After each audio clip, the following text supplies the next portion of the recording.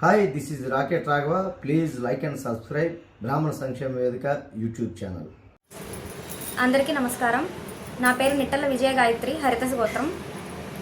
మాది కాకినాడ, తూర్పుగోదావరి జిల్లా. ముఖ్యంగా అందరికీ పరాభవ నామ సంవత్సర ఉగాది శుభాకాంక్షలు.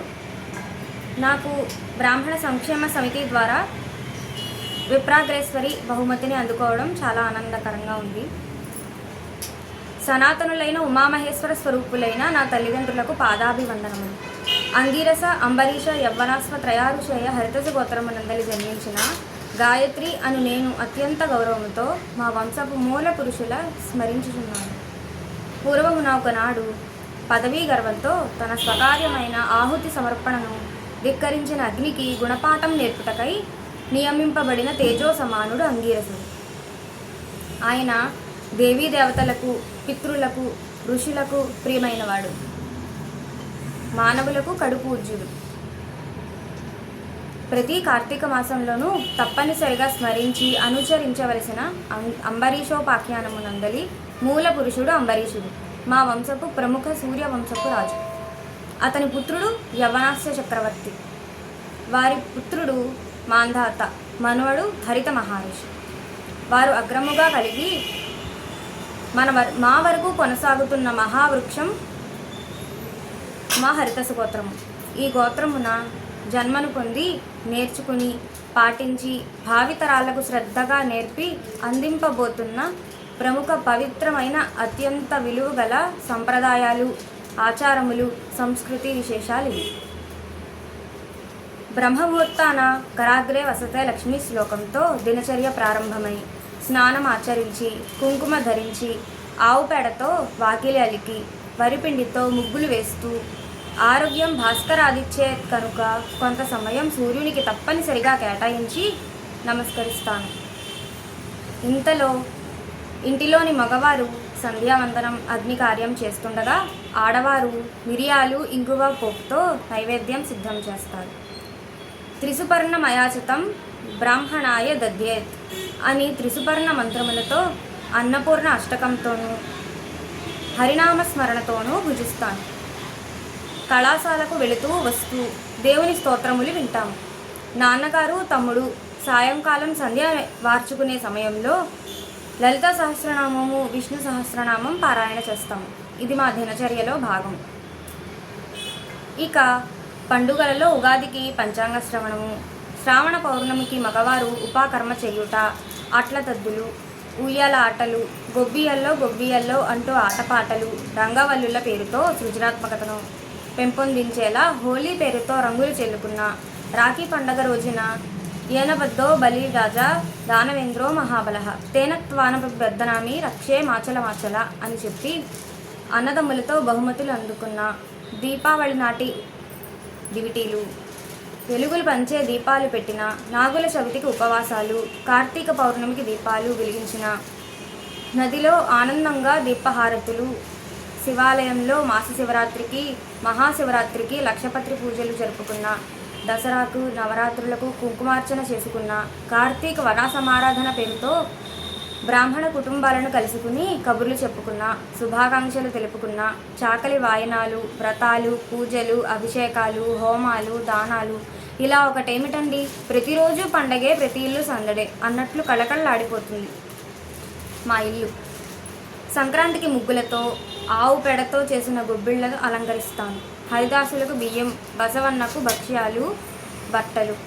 మాఘమాసంలో పిడకలతో కుంపటిపై ఆవు పాలు పొంగించి పాయసాన్ని సూర్యునికి నివేదన చేస్తాము. శ్రావణ మాసంలో వచ్చే పోలాల అమావాస్యకు కంద మొక్కకు పూజ చేసి కథ చెప్పుకుని అక్షతలు తలను ధరించి పసుపు కొమ్ము మెడలో ధరిస్తాము. వైశాఖ ద్వాదశిన గోశాలలో ఆవులతో కొంత సమయం భగవద్గీతతో కృష్ణు పరమాత్మ చెప్పినట్లు యుక్తాహార విహారస్య అన్నట్లుగా పాటిస్తాం. పుట్టిన రోజునాడు నలుగు పెట్టుకుని కుంకుడు కాయలతో స్నానం ఆచరించి అశ్వత్థామ, బలిరాజా, హనుమాన్శ్చ విభీషణ, కృపాహ పరశురామశ్చ సప్తైతే చిరంజీవినః అని చెప్పి ఆవు పాలు, పెరుగు, నువ్వులు, తేనె, నెయ్యిల మిశ్రమం స్వీకరిస్తాం. ఆ రోజున బంధువులు, పెద్దలు, మిత్రులు జన్మదినమిదం ఐ ప్రియ సఖే సంతనోతు తే సర్వదా ముదం ప్రార్థయామహే భవసతాయుషీ ఈశ్వర సదా త్వాం చ రక్షతు పుణ్యకర్మణా కీర్తిమార్జయ భవసత్ జీవనం తవ భవతు సార్థకం అని ఆశీర్వదించగా నేను శారదాపీఠం కంచి కామకోటి పీఠం అధిష్టానాచార్యుల గురువుల అనుగ్రహ భాషను విని దైవారాధనతో మృదు సంభాషిగా మెలుగుతుంటాను. ఇక అమావాస్యకి పితృ ఋషి దేవ గురు తర్పణాలు, గ్రహణ సమయంలో స్నానాలు, యజ్ఞోపవీత ధారణ, దానములు అనుసరించుట ఆనవాయితీ. మా ఇంట్లో తాత ముత్తాతలకు గతించిన వారికి పితృకర్మలు, మా ఇంటికి బ్రాహ్మణులను పిలిచి కాళ్ళు కడిగి కార్యక్రమం అంతా మా ఇంట తయారు చేసుకున్న ఆవు పిడకలతో రావి పుల్లలతో మడిగా శుచిగా శాస్త్ర ప్రకారంగా చేయడం మా ఇంట్లో తప్పనిసరిగా ప్రతి సంవత్సరం వస్తున్న విధి ఆనవాయితీ. రాబోయే తరం పిల్లలకు మన విలువలు సంస్కృతి అందించడం మన బాధ్యత. వారి బాగు కోరేవారు తప్పనిసరిగా ఆచారం అంటూ నేర్పించి తీరాలి. ప్రశ్నించే ప్రవర్తన వారిదైతే అన్నీ శ్రద్ధగా నేర్చుకుని ఓర్పుతో నేర్పించి నచ్చచెప్పే బాధ్యత మాత్రం తల్లిదండ్రులకు పెద్దలకు ఉంది. ఎంతో బాధ్యతారహితంగా ఉన్న నేటి కాలంలో సమాజం మన పిల్లలకి చెడు మార్గం చూపేలోపు మనం పటిష్టంగా సనాతన ఆచారపు కట్టుబాట్లు నేర్పించే తీరాలి అనేది నా బలమైన నమ్మకం, విశ్వాసం. కలి ఎంత ప్రభావం చూపినా గురువులు ఇచ్చే జ్ఞానబోధ, చూపించే ధర్మ మార్గం, వారికి మనపై గల వాత్సల్యం ఎంతో బలమైనది. తర్కంగా వారించి ఇలా ఎందుకు చేయాలి, అది సైన్స్లో లేదు కదా, విదేశాల్లో ఈ అలవాట్లు ఉండవు, ఇలా కొంతమంది పోకడలను ఎంతోమంది పండితులు నానా విధాలుగా శాస్త్రజ్ఞులు తేటతెల్లమయ్యేలా వివరించారు.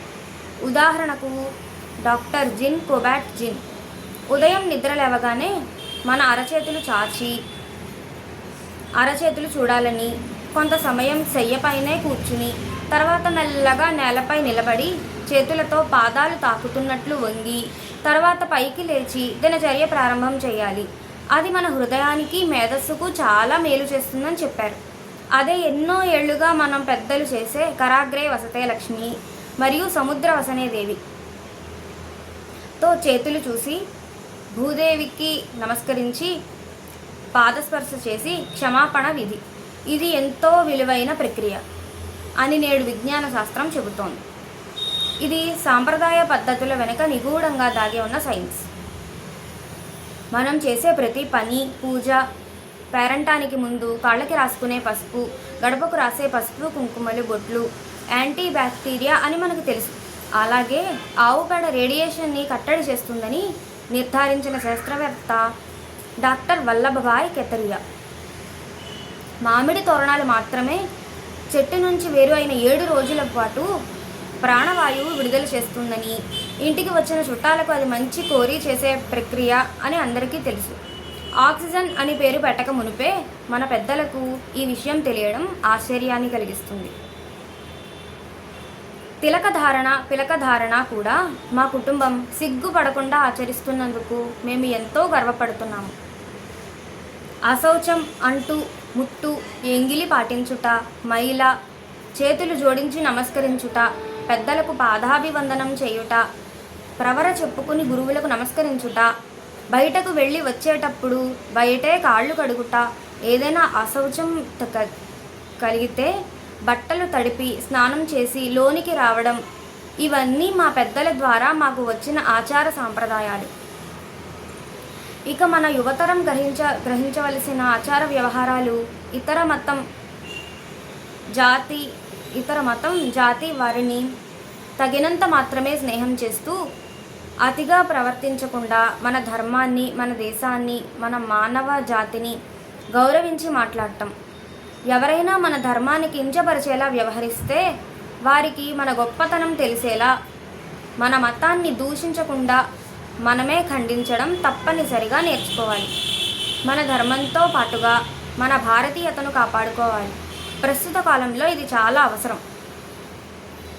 ఇంటి శుభ్రత, వంటి శుభ్రత పేరుతో మనకు నేర్పించిన ఆచారాలు పాటించి మనం ఎంత ఆదర్శంగా జీవించాలో తెలుసుకుని మన దేశాన్ని సైతం స్వచ్ఛ భారతం పేరుతో దేశం మొత్తం ప్రక్షాళన గావించడం మొదలు కావాలి. అప్పుడే మనం పాటించే మడి తడి ఎంత గొప్పవో యువతరం తెలుసుకుంటుంది. నిత్య సంధ్యావందనం, సదాచారం, యోగా, వ్యక్తిత్వ వికాసాన్ని బోధించాలి. భగవద్గీత, రామాయణ, భారత గ్రంథాలను నిష్కామ కర్మగా బోధించి యువతలో ఆత్మవిశ్వాసాన్ని, స్థైర్యాన్ని పెంపొందించాలి. ఆధునికతతో సాంప్రదాయం, సాంకేతికతలో ఉన్న ధర్మం రూపంలో తయారు చేయాలి. మాతృభాష, సంస్కృతం నేర్చుకునేలా ప్రోత్సహించాలి. అదే మూలాలను గుర్తు చేస్తుంది. సమాజ సేవ, విద్యా దానం, గురుకుల పద్ధతులలో నైతిక విద్యను అందించాలి. ధర్మ పరిరక్షణ, దేవాలయాలను కేవలం పూజా స్థలాలుగానే కాకుండా సాంస్కృతిక కేంద్రాలుగా మార్చి యువతకు అవగాహన కల్పించాలి.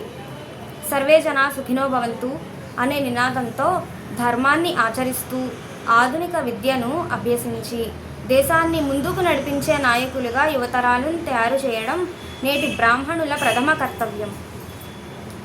బ్రాహ్మణ కుటుంబీకులు ఏకమై సమైక్యమై భావితరాలను ముందుకు తీసుకువెళ్ళడానికి అందరం కృషి చేద్దాం. జై హింద్.